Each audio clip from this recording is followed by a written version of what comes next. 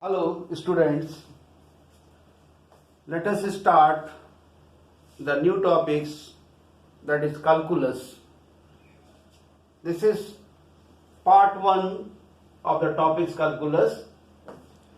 Here we will discuss what a calculus is, why we study calculus in the field of mathematics. Dear students, I think the word, that is motion, was first discussed by the great mathematician Kepler through the Kepler's law of planetary motion. And what I think, calculus is the science of motion. Initially, when science was not developed through physics or through chemistry, mathematics comes in the role to define motion. Today we read motion of different types, like speed, velocity, acceleration, retardation, and overall we define many physical quantities through derivative and limit.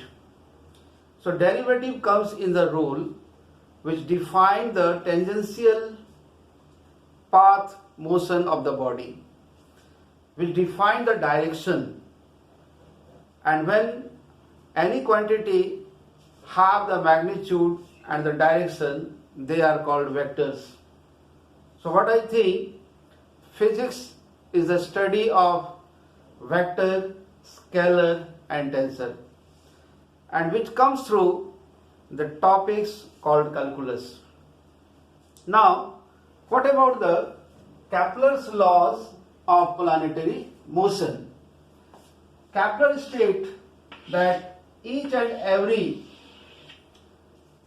planets in the universe moves in the elliptical path having sun and at the foci. So in this ellipse there are two focus.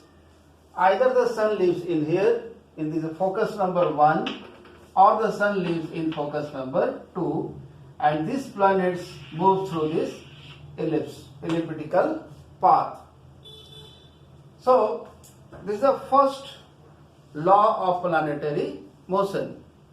In second law, he says that the area which is swept by the planet from 2 points A to B in the time interval T1, and the area which is swept by the planets C to D at the time interval T2, this is the area. When this time interval T1 and T2 are equal, then according to second law of planetary motion, this area A1 and this area A2 both are equal. This is second law. Now see how Kepler defined a motion through planets of the universal. Now again the third law, this is called this distance. This is the semi-major axis. We say A is the semi-major axis. And one more thing is there, this capital T. This capital T is called time period. Time period means if a body starts from point A and it takes the time to cover one complete rotation, that time is called your periodic time. So this periodic time and A both are related with the third law of the Kepler's planetary motion.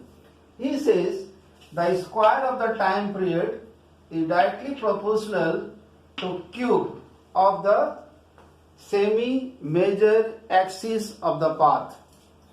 Now, this is very important laws in the 16th century given by Kepler. And through this planetary motion, Newton's able to find out the laws of motion and the universal laws of gravitation. In Newton's laws of motion, he tried to define the force through which it comes the law of inertia of the body.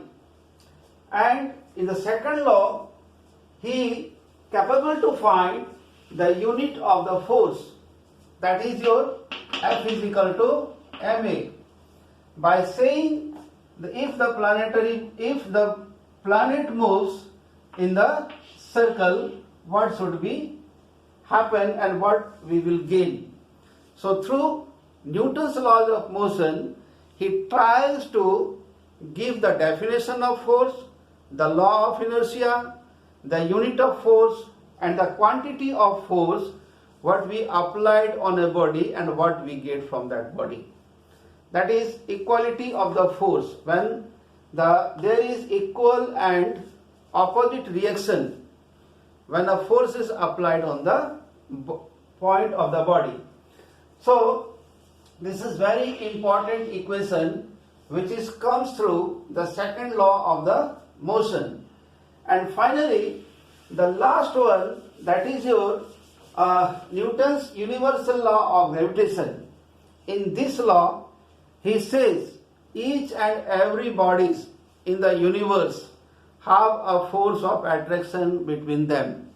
This force of attraction is directly proportional to the product of their masses and inversely proportional to the distance between the two bodies. Suppose this is one planet, this is another planet. The distance between the two planets is d. This is the center of the planet. If the mass of this planet is m1, if the mass of this planet is m2, then this force of attraction between the two planets is directly proportional to the product of the masses and inversely proportional to the square of the distance. So this can be written as m1 into m2 divided by d square, and when you break this proportion, this will give as capital Z m1 m2 divided by d square. So this capital Z is the universal constant, gravitational constant. So here these are the three laws which gives a great idea in the field of physics, which comes through the mathematics. That mathematics is called your calculus. Now what about the calculus says? In the second law of motion, what Newton says, force is directly proportional to the rate of change of momentum. So this is one language, that is rate of change. In the field of science, this rate of change is denoted as d by dt. If you take here x, any physical quantity,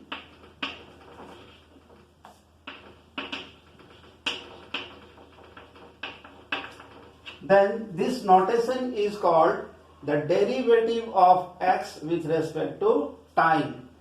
This derivative is a part of calculus, and from this derivative we used to denote that is ds by dt, that is velocity.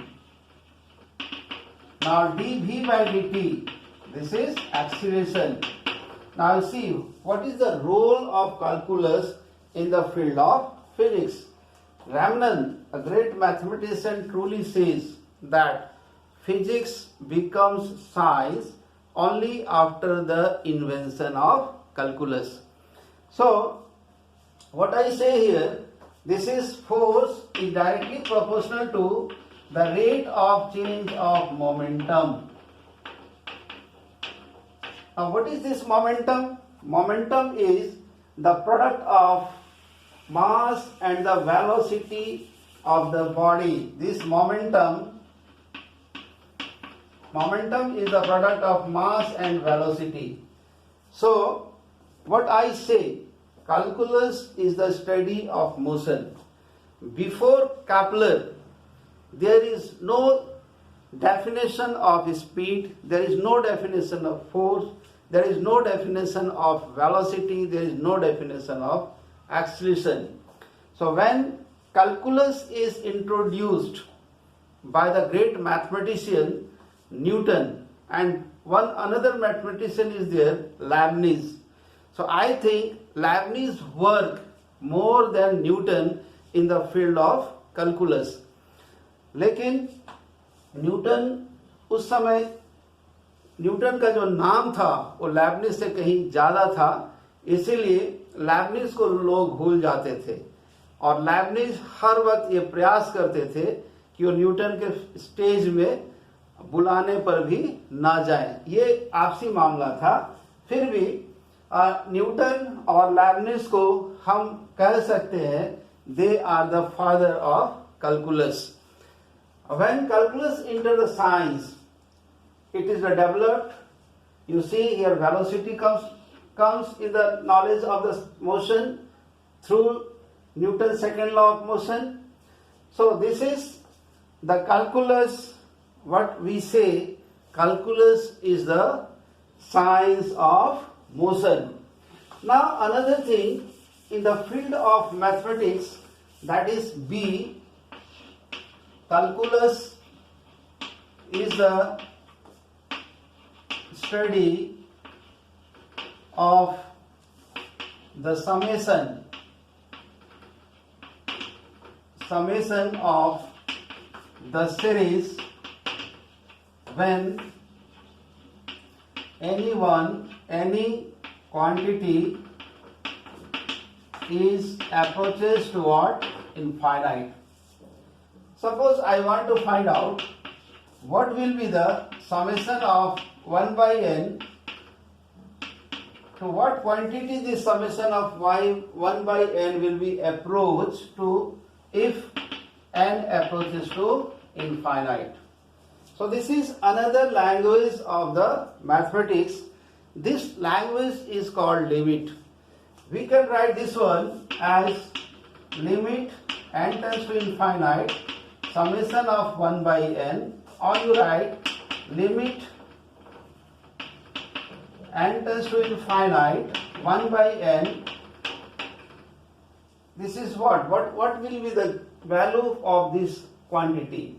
Similarly, we can take summation of 1 by 2 to the power n, to which quantity this will approach when n approaches to infinite.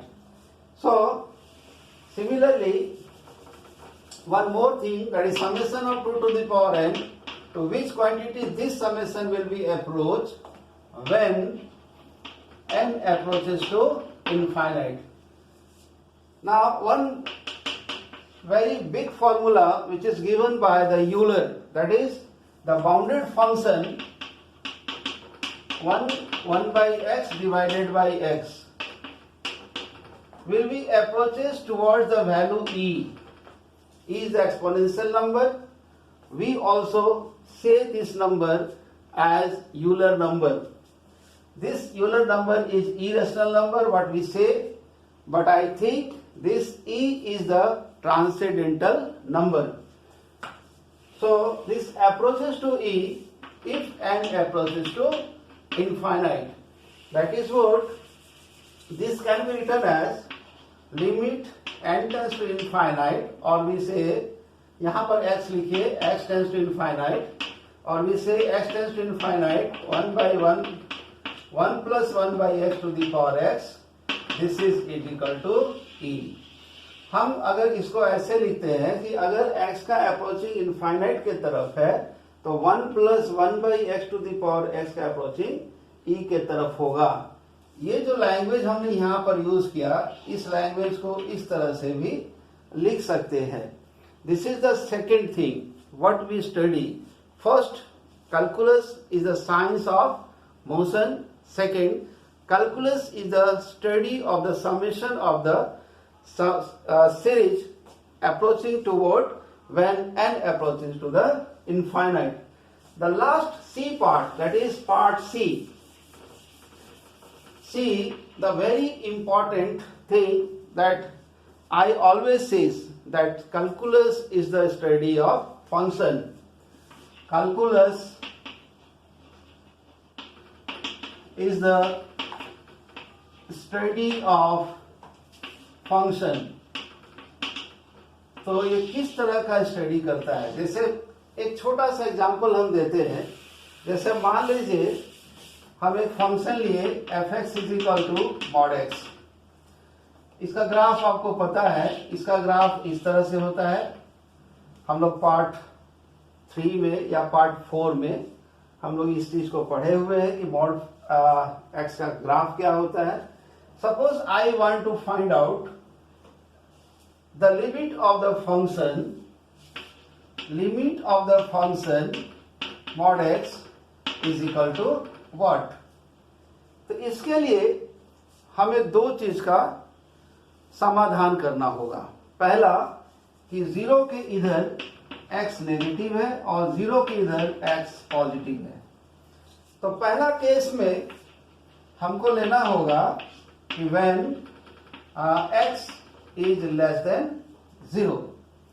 तो जब हम x less than 0 पे लेते हैं, जब इधर हम लेते हैं तो उसको हम लोग कहते हैं लेफ्ट हैंड लिमिट. और इसको हम लोग डिनोट कैसे करते हैं? इस लेफ्ट हैंड लिमिट को हम डिनोट करते हैं limit x tends to 0 negative, क्योंकि आप 0 पे ले रहे हो और 0 के बाएं तरफ आपको फंक्शन का एक्टिविटीज को देखना है. अगर x नेगेटिव है तो फंक्शन का अप्रोच का कहने का मतलब है यहां पर जो x का वैल्यू ले रहे हैं वो x एक्सिस पे ले रहे हैं और जो अप्रोच करेगा वो y एक्सिस पर. तो आप देखिए जब इधर से ये अप्रोच कर रहा है तो इसका अप्रोचिंग 0 के तरफ है.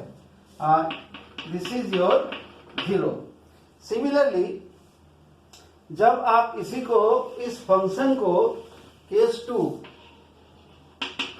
2 में लेंगे when x is greater than 0.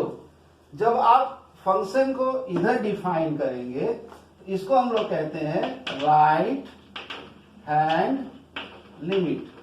तो राइट हैंड लिमिट में आने पर इसको लिखेंगे राइट हैंड लिमिट और इसको नोटेशन करते हैं x tends to 0 plus mod x.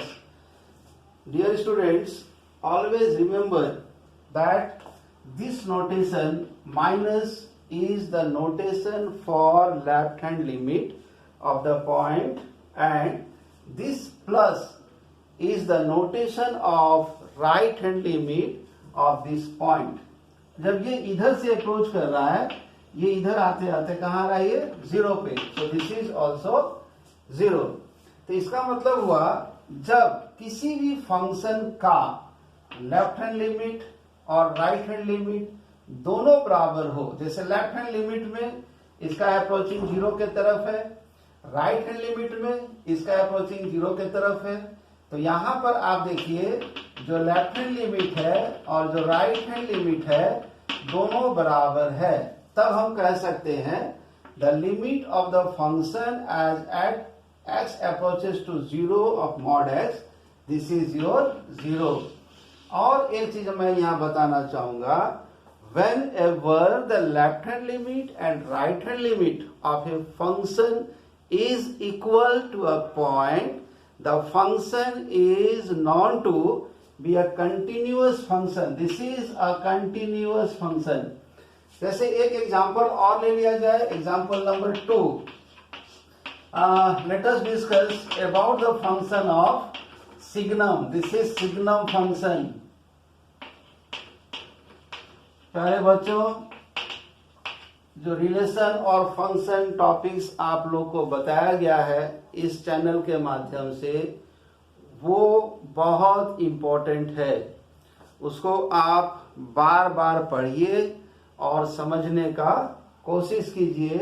कम से कम फंक्शन आपको याद रहना चाहिए और उसका ग्राफ भी याद रहना चाहिए। तो यहाँ पर सिग्नम फंक्शन के बारे में अगर हम देख रहे हैं तो सिग्नम फंक्शन का जो ग्राफ होता है वो इस तरह से होता है। This is +1 and this is -1, this is 0। यहाँ x पॉजिटिव होगा और यहाँ पर x नेगेटिव होगा। तो चलिए इसको भी एक बार हम लोग देख लें।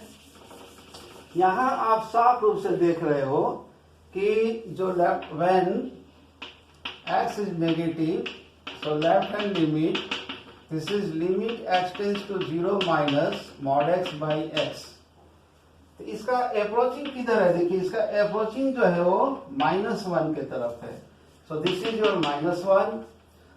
फिर उसी तरह से व्हेन x ग्रेटर देन 0, तो इसको हम लिख लेते हैं राइट हैंड लिमिट, और this is your x tends to 0 plus mod x by x।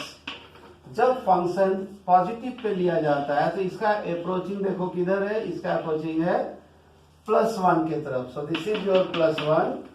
So left hand limit is not is equal to right hand limit.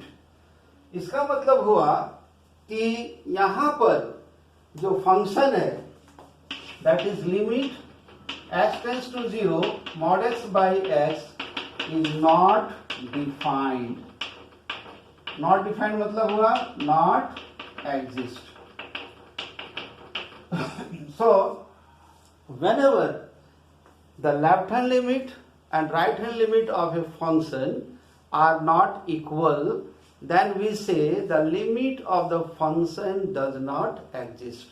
इसका मतलब है कि whenever the function, the limit of the function at a point not exist or does not exist, the function is discontinuous. Discontinuous मतलब यहां से आया, यहाँ इसके बाद वो आगे नहीं बढ़ा, यहां से जंप किया यहां, और यहां से फिर वो आगे बढ़ना स्टार्ट किया।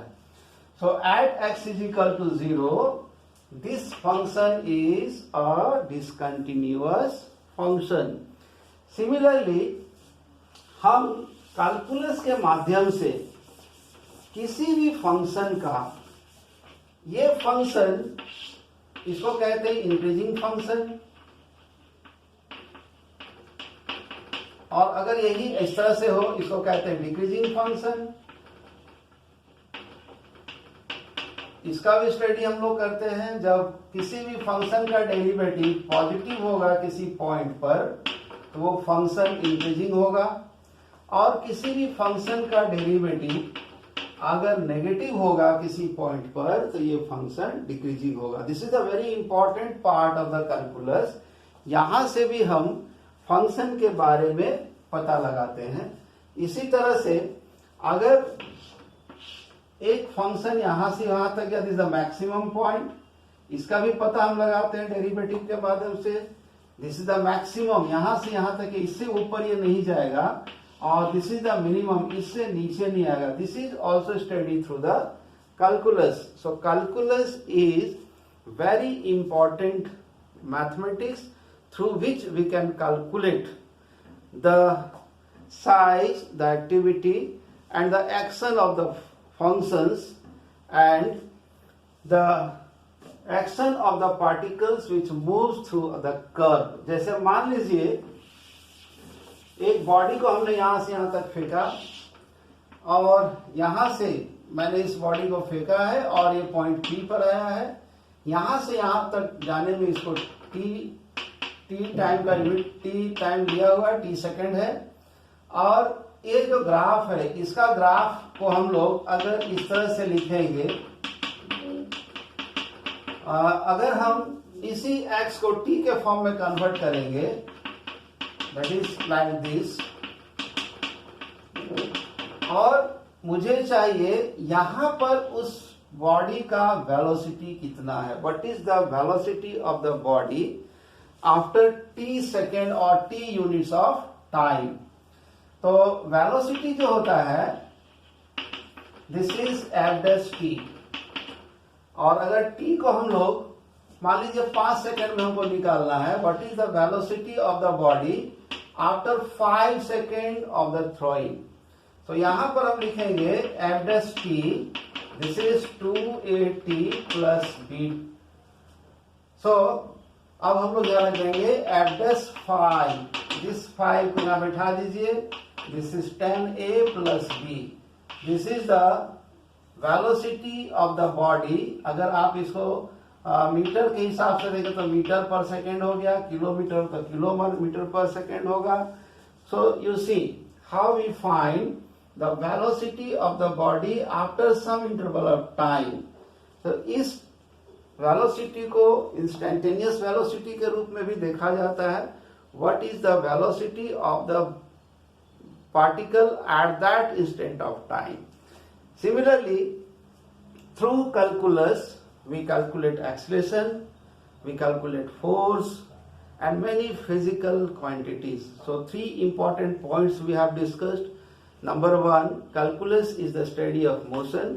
Number 2, calculus is the study to calculate the summation of the infinite terms of the series when n approaches to some quantity like infinite. And finally, at point C, calculus is the study of function. So dear students, this is the part 1, or we may say this is the introduction of the calculus. In the next part, we will go to the topics limit, which is a very important part. In the calculus, there are 3 branches. Calculus के 3 branch होते हैं। Calculus number 1, this is limit. Number 2, this is derivative. And number 3, this is integration. So सीमा पे रहना बताता है limit, हमें एक सीमा पे रहना चाहिए और सीमा के अंदर रह के किसी को तोड़ देना चाहिए, और सीमा के अंदर रहने पर उसे हमें जोड़ भी सकते हैं। सीमा में रहना सिखाता है, सीमा के अंदर तोड़ना सिखाता है, जिसको डेरिवेटिव आप कहते हैं, और सीमा के अंदर हम किसी चीज को जोड़ना सिखाता है, that is called integration. So these are the 3 important parts of the subject, that is calculus. और ये तीनों पार्ट में this is very important part, that is derivative, specially the study of the application of the derivative. So in the next part we will go to the topics that is called limit. तब तक के लिए धन्यवाद।